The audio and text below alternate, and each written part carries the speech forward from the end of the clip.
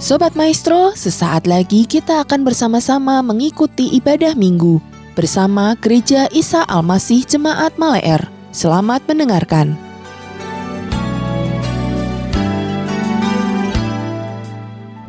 Terima kasih Tuhan, Roh Kudus Kau hadir di tengah-tengah kami saat ini.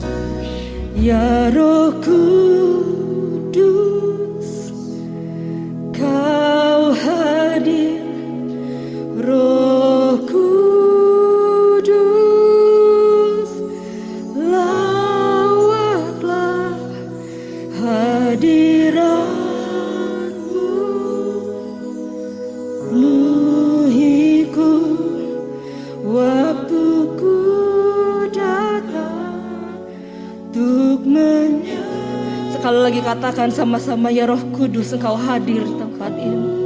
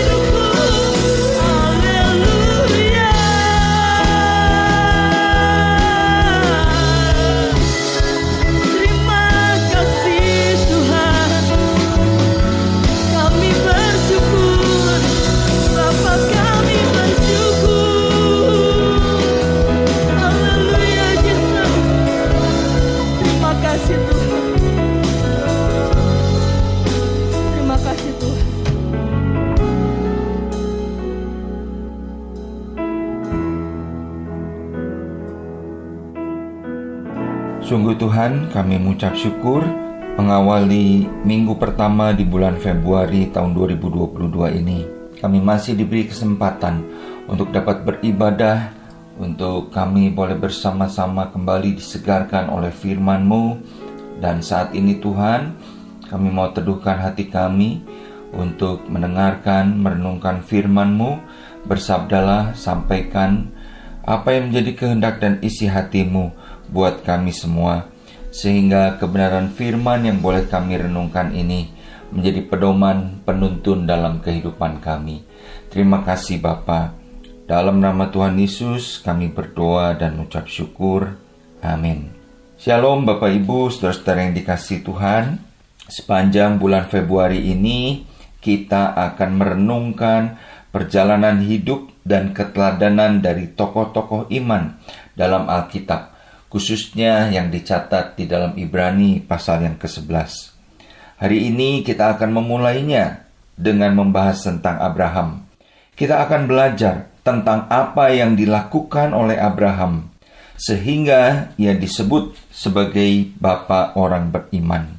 Dan saya berharap Bapak Ibu melalui penjabaran firman Tuhan hari ini dan minggu-minggu ke depan, kita bukan hanya sekedar mengagumi tokoh-tokoh Alkitab tadi, tetapi melalui hidup mereka, kita akan semakin bertekad untuk mencontoh dan mengalami janji-janji Tuhan seperti yang mereka alami. Belajar dari kehidupan Abraham, kita akan mengambil referensi dari Ibrani pasal 11, ayat yang ke-8 sampai dengan 19, yang mana ayat-ayat ini merupakan ringkasan dari perjalanan hidup Abraham yang dicatat dari Kejadian mulai pasal 12 sampai Kejadian pasal yang ke-25. Mari kita akan membaca Ibrani pasal yang ke-11 ayat yang ke-8 sampai 10 lebih dulu, kemudian ayat yang ke-13. Karena iman, Abraham taat ketika ia dipanggil untuk berangkat ke negeri yang akan diterimanya menjadi milik pusakanya. Lalu ia berangkat dengan tidak mengetahui tempat yang ia tujui. Karena iman, ia diam di tanah yang dijanjikan itu seolah-olah di suatu tanah asing. Dan di situ dia tinggal di kemah dengan Ishak dan Yakub, yang turut menjadi ahli waris janji yang satu itu. Sebab ia menanti-nantikan kota yang mempunyai dasar yang direncanakan dan dibangun oleh Allah. Ayat 13, dalam iman mereka semua ini telah mati sebagai orang-orang yang tidak memperoleh apa yang dijanjikan itu, tetapi yang hanya dari jauh melihatnya dan melambai-lambai kepadanya, dan yang mengakui bahwa mereka adalah orang asing dan pendatang di bumi ini. Bapak Ibu, saudara-saudara yang dikasihi Tuhan, ketika kita ditanya, apakah kita orang yang beriman kepada Tuhan, atau masihkah kita percaya kepada Tuhan? Saya percaya bahwa sebagian besar dari kita akan berkata, iya, pasti dong, saya adalah orang yang beriman, saya adalah orang yang percaya kepada Tuhan. Namun pertanyaan lebih lanjut adalah, bagaimana wujud kepercayaan iman kita itu kepada Tuhan? Apa yang menjadi bukti bahwa sungguh kita adalah orang yang beriman? Nah, dari ayat-ayat yang tadi kita baca, kita akan belajar tentang perjalanan hidup Abraham yang menunjukkan iman atau percayanya kepada Tuhan. Pertama, Bapak Ibu, iman itu responsif atau cepat tanggap terhadap apa yang Tuhan firmankan.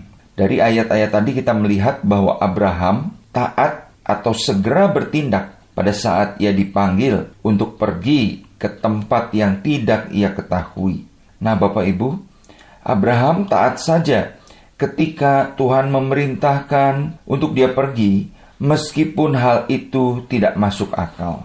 Mari Bapak Ibu, kita membayangkan kalau kita pergi ke suatu tempat di mana kita tidak tahu apa-apa tentang tempat itu, dan kepergian kita itu bukan hanya untuk 1-2 minggu berlibur ke sana, tetapi kita pergi ke sana dengan menjual semua harta kita, semua aset kita, karena kita bertekad untuk tinggal menetap di tempat tersebut. Bapak Ibu, saya percaya hal itu membutuhkan keberanian dalam diri kita untuk percaya seperti apa tempat yang akan kita tinggali kelak.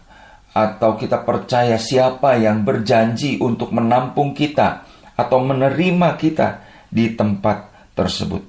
Nah Bapak Ibu, itulah yang dilakukan Abraham.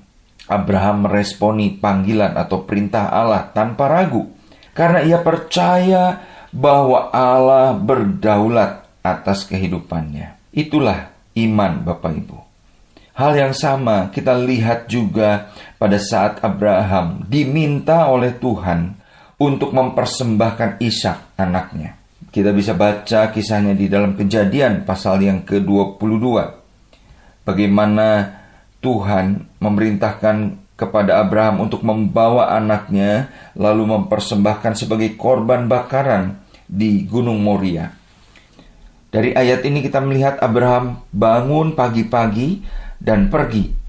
Dia meresponi perintah Tuhan itu dengan segera. Saya percaya Bapak Ibu tentu ada pikiran yang berkecamuk di dalam diri Abraham tentang hal tersebut.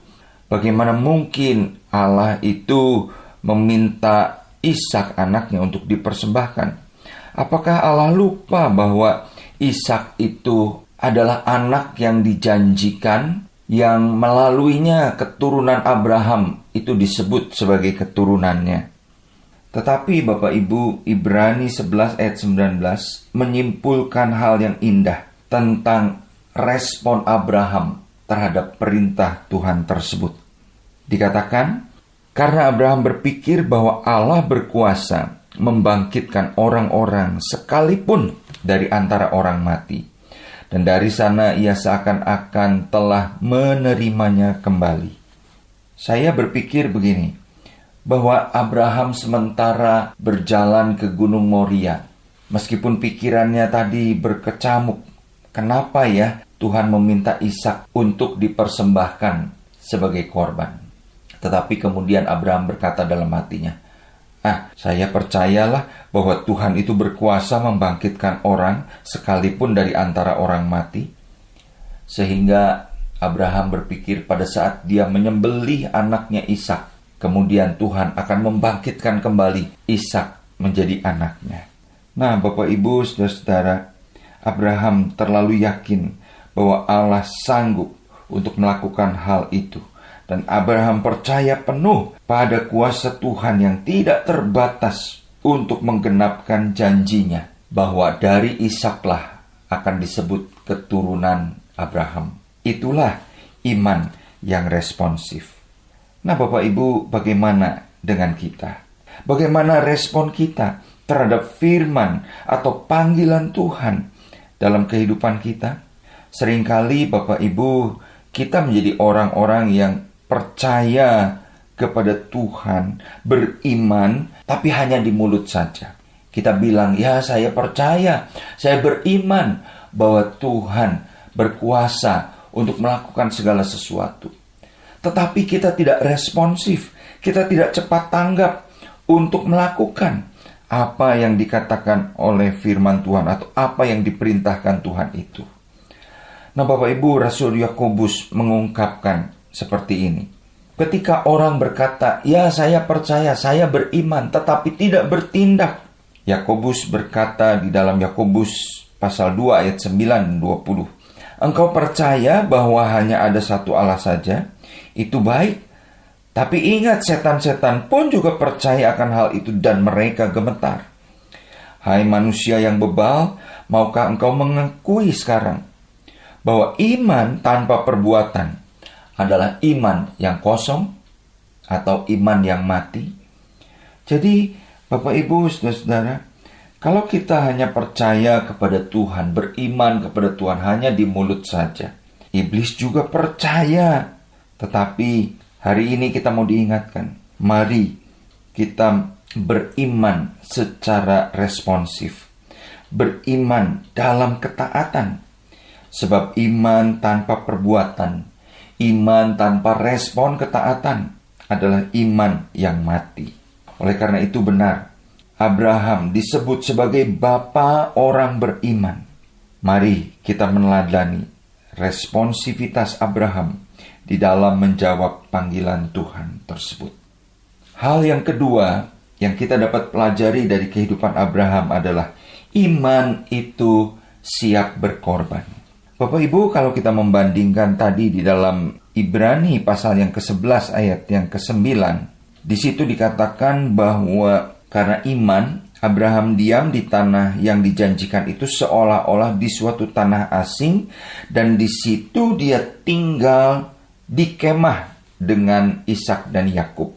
Nah, menarik Bapak Ibu kalau kita melihat di dalam Kejadian pasal yang ke-12 ayat pertama. Awal panggilan Allah kepada Abraham, di situ Allah berfirman, "Pergilah dari negerimu, dari sanak saudaramu, dan dari rumah bapamu ini, ke negeri yang kutunjukkan kepadamu." Kalau kita membandingkan dua ayat ini, Ibrani 11 ayat 9 dan Kejadian 12 ayat 1, kita akan menemukan satu perbedaan yang kontras, di mana Abraham dipanggil untuk meninggalkan rumah bapaknya. Tapi kemudian dia tinggal di tanah asing, di tanah perjanjian itu dalam kemah. Bapak Ibu, ini suatu perbandingan yang kontras untuk menunjukkan bahwa ketika Abraham memenuhi panggilan Allah, bukan hanya Abraham bertindak responsif, tetapi kita melihat di sini bahwa ketika Abraham beriman, ada sesuatu yang harus dia korbankan untuk memenuhi panggilan Allah tersebut. Tentunya lebih nyaman tinggal di rumah di Ur Kasdim daripada tinggal dalam kemah di tanah Kanaan. Rumah adalah tempat yang lebih kuat, lebih aman, ya, lebih nyaman tentunya dibandingkan orang tinggal di kemah. Rumah adalah satu tempat yang permanen, sedangkan kemah adalah tempat yang mungkin dibuat seadanya. Asal bisa tidur, asal bisa istirahat, asal bisa berteduh. Tetapi dibandingkan rumah, tentu kenyamanan tinggal di kemah sangat jauh berbeda. Bapak Ibu, tentunya bagi Abraham lebih nyaman berada di rumah di Ur Kasdim.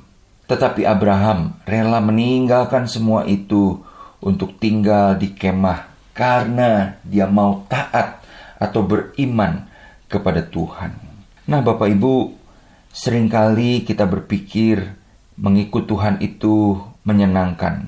Saya mau percaya kepada Tuhan. Kalau saya diberkati, kalau saya disembuhkan, kalau saya diberi keselamatan, dan berbagai hal yang positif yang kita dapatkan dari mengikut Tuhan tersebut. Kita mau mengikut Tuhan kalau kita mendapatkan hal-hal tersebut. Tetapi seringkali kita lupa, pada saat kita dipanggil untuk mengikut Tuhan, sebenarnya kita diminta untuk menanggalkan kenyamanan dunia ini, menanggalkan segala kenikmatan yang ditawarkan oleh dunia. Kita harus menjadi orang-orang yang rela menderita, bahkan teraniaya karena iman kita kepada Tuhan. Nah, Bapak Ibu, bukankah tidak sedikit ada orang-orang yang kemudian karena penderitaan, karena aniaya, karena harus menanggalkan kenyamanan, kesenangan hidupnya, dia kemudian mundur dari Tuhan. Itu bukanlah iman yang sejati. Dan kemudian yang lebih menarik di dalam ayat yang ke-13 dari Ibrani pasal yang ke-11 tadi, ayat 13 ini menjelaskan bahwa Abraham dan anak cucunya tidak melihat bahwa panggilan itu menjadi kenyataan di masa mereka hidup. Abraham bisa saja menjadi kecewa dengan Tuhan. Lalu dia berkata, udahlah, daripada saya menghabiskan waktu di sini, lebih baik saya kembali ke Ur Kasdim. Tetapi Bapak Ibu, kita melihat Abraham tetap hidup dalam panggilan Tuhan dan dia puas ikut bersama Tuhan, memenuhi panggilan Tuhan, meskipun dia tidak melihat janji bahwa tanah perjanjian itu akan menjadi miliknya. Itulah Bapak Ibu, iman yang siap berkorban. Bapak Ibu Saudara-saudara, jika Abraham bisa rela dan taat untuk mengorbankan segalanya dan mempercayai bahwa Tuhan menyediakan sesuatu yang masih tidak jelas, yang masih dikatakan melambai-lambai, mereka hanya melihat dari jauh. Bukankah seharusnya kita lebih lagi memiliki iman, bahkan iman yang siap berkorban demi warisan surgawi yang telah diberikan kepada kita, yang telah dijanjikan kepada kita dengan sangat jelas melalui firman Tuhan? Bapak Ibu Saudara-saudara, melalui firman Tuhan ini, mari kita refleksikan kehidupan kita. Adakah di dalam kehidupan kita area-area di mana Allah memanggil kita untuk berani bertindak dalam iman, meresponi atau mentaati firman-Nya tanpa ragu? Apakah kita berani untuk bertindak sesuai dengan apa yang Tuhan inginkan? Itulah yang namanya iman. Lalu yang kedua, maukah kita hidup tetap beriman kepada Tuhan? Meskipun hal itu berarti kita harus mengorbankan kenyamanan dari dunia ini. Mari kita belajar dari kehidupan Abraham. Biarlah kita juga menjadi orang-orang yang tetap beriman seperti Abraham. Amin. Mari kita berdoa. Tuhan, terima kasih untuk kebenaran firman-Mu yang kami boleh dengar. Kami mau belajar, Tuhan, hidup seperti Abraham. Kami mau belajar bertindak dengan iman. Kami meresponi panggilan Tuhan, firman Tuhan dengan ketaatan. Meskipun ada hal-hal yang harus kami korbankan, tapi kami percaya kami punya janji warisan surgawi yang tersedia buat kami ketika kami terus hidup di dalam iman. Berkati setiap sidang jemaat-Mu Tuhan. Di dalam nama Tuhan Yesus kami berdoa. Amin. Demikianlah Bapak Ibu Saudara ibadah kita hari ini. Kami mengundang sidang jemaat untuk dapat tetap mengikuti ibadah online Gereja Isa Al-Masih Jemaat Maleer, baik melalui Radio Maestro 92,5 FM setiap hari Minggu pukul 12:15 atau melalui channel GIA Maleer di youtube.com setiap hari Minggu pukul 9.30. Bagi sidang jemaat yang membutuhkan dukungan doa, dapat mengirimkan beban doa melalui SMS ataupun WhatsApp di nomor 0821 1965 9019. Happy Sunday and God bless you.